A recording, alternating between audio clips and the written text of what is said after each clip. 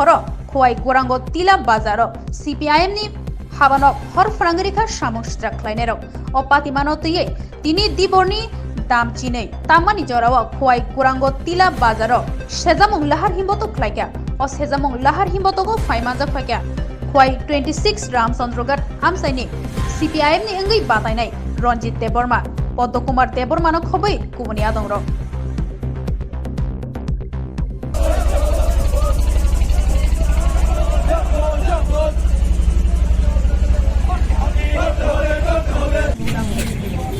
আমার মোবাইলে comrade happy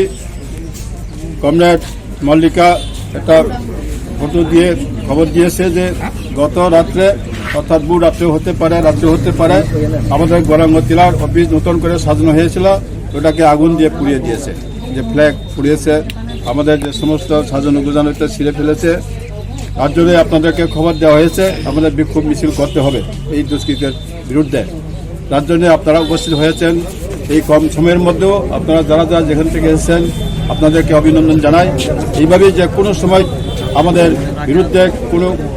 কর্ম করলে পরে আমরা সৈরুখে দাঁড়াতে হবে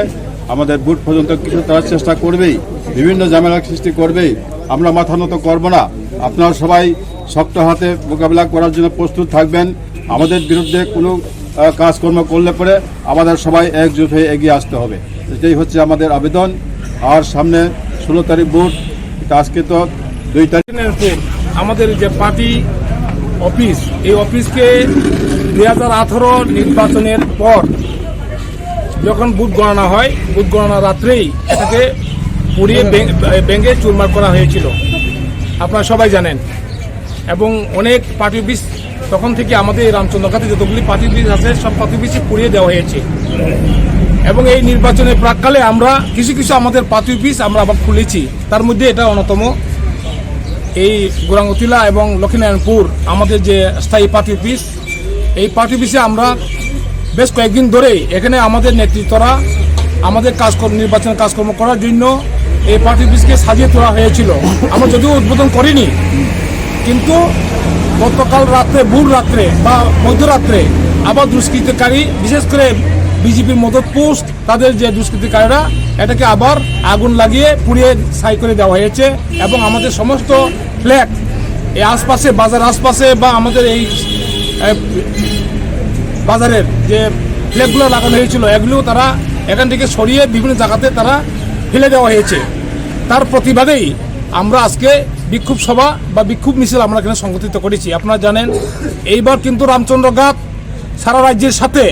আমরা আবার ঘুরে দাঁড়ানোর একটা সুযোগ আমাদের হয়েছে